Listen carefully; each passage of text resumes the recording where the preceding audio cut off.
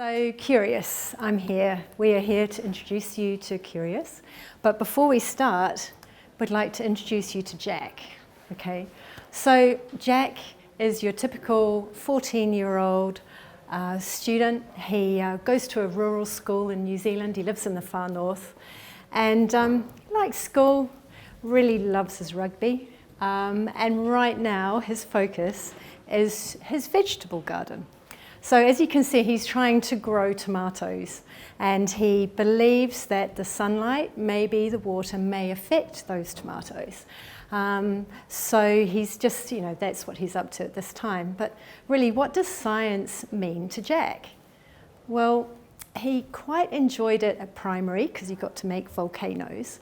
But intermediate, he got to get the Coke bottle, put the mint in it and explode it everywhere. So that was loads of fun. But now he's at high school, it's getting a little bit boring. Basically, he goes into his class and they're learning the periodic tables at the moment. So he's decided, well, maybe it's not for him. He doesn't really want to work in a lab anyway. So he's sort of a bit unsure of his future. So I'd now like to introduce you to Sarah. So Sarah is your typical science teacher, this time slightly masked. So she has a bachelor's degree in science, but she decided that she wanted a career in teaching. So she went back and got her diploma of teaching, and now she leads head of science at the local high school that Jack goes to. So she's all about bringing the fun into learning science, but she's got a few challenges. The first one is budgets. Second one is she has a team and they're not really that confident in the knowledge, and they're not too sure about how they can share that. So the other challenge really is that they have a lot of curriculum that they have to deliver. And so they struggle to try and create engaging science experiences in the classroom.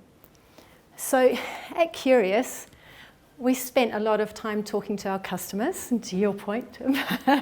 And what we've done is we've been speaking, understanding really what their challenges are so we can define what our problem is that we have to solve. What came through is they have too much work and too little time. And really, they're lacking that confidence to really deliver science in a fun and engaging way. So we've identified the problem that we wanted to solve as really the teacher's limited ability to deliver science in a fun, inquiry-based learning environment. So how do we solve this problem? So for us, this is all about how do we keep Kiwi kids curious.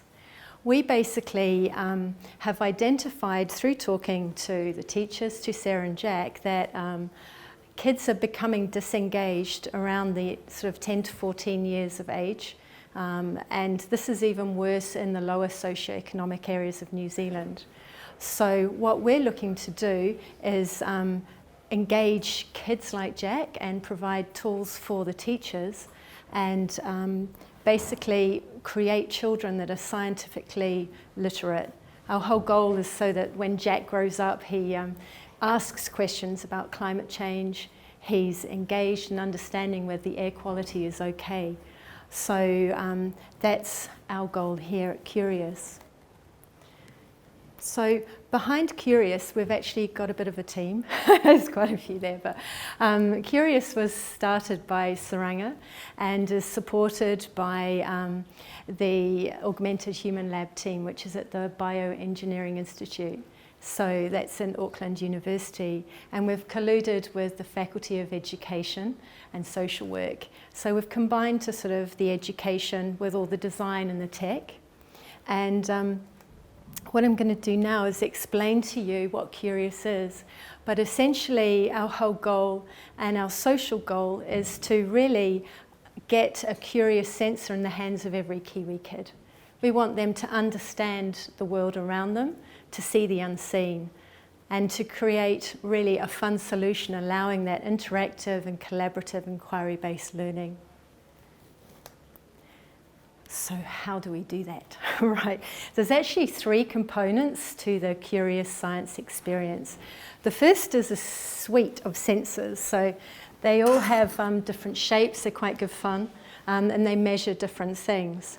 I'll talk more about that in a minute, but essentially they connect via a cable to a device, and that device, at this stage we're with Chromebooks, links to an inquiry editor platform.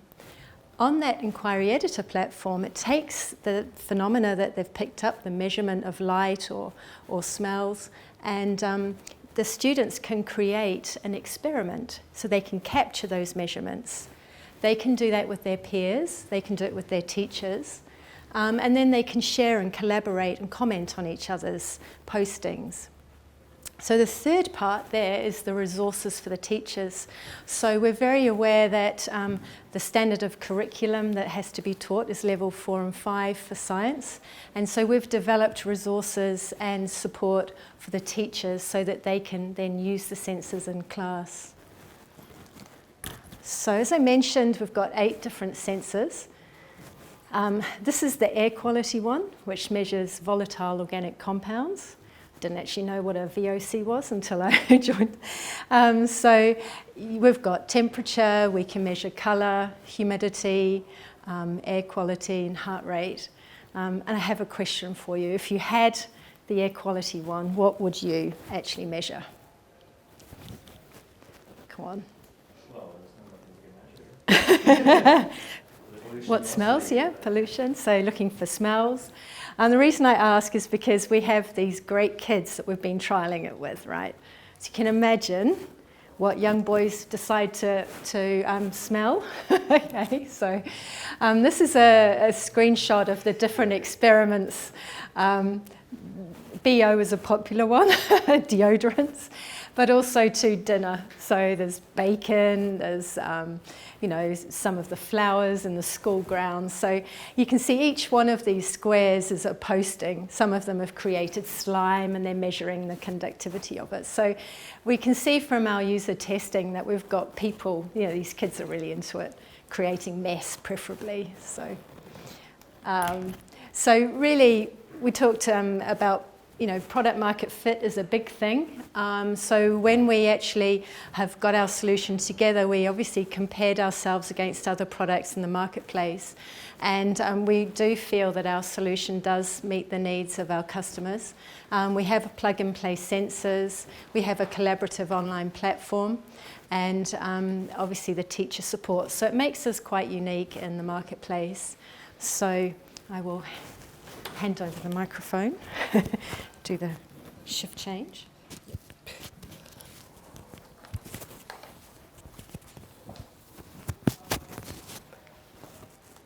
Yeah, so far we have been supported by the MB National Kiwrious Minds grant, and what we are doing right now is preparing for a national pilot where we plan to deliver 1,500 Kiwrious sets to selected 30 schools across New Zealand, covering 6 major cities, hopefully reaching out to 3,000 students. That's the immediate goal.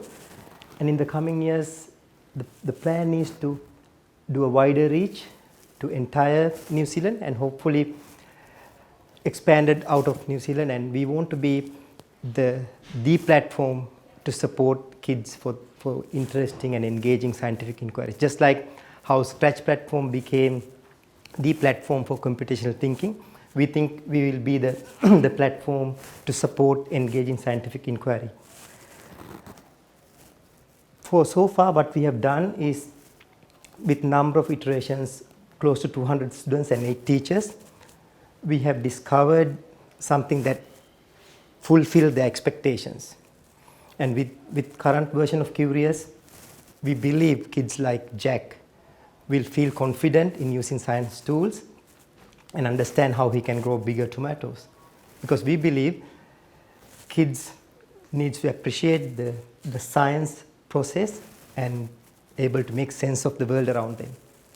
Not only that, we want to empower teachers like Sarah to deliver more engaging, fun experience in the classroom, where the outcomes are still very much tagged to the expectations of the curriculum. The science can be so much more fun than just facts and figures.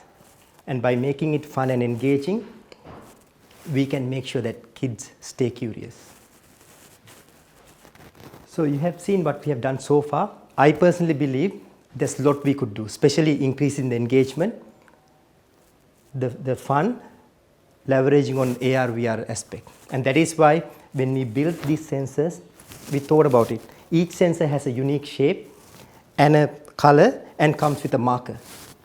Also, we developed the sensors talk to the computer through a serial communication where they identified the sensor identity as well as the data. So with the marker and the shape, you can easily detect the sensor, and by reading the serial port where we have a simple Unity SDK, you can create many possibilities. The possibilities of representing data in an AR/VR environment is endless. I'm just going to flash through few examples that we did. These are very preliminary ideas of how you might represent the sensor data. You can augment the numbers, you can augment the environment, different versions, you can add on characters. The point here is what we are doing with this is we are making the invisible visible. The simple phenomena like what is UV, what is the smell that these powerful devices has no way to access, gets that accessibility through these sensors. So by allowing people to have access to this physical phenomena around you, you can create beautiful experiences. And what we hope is, you share our vision and build amazing, curious experiences on top of our platform using the AR, VR capabilities, and hopefully be part of the Kiwrious community so that together we can make sure that Kiwi kids stay curious. Thank you.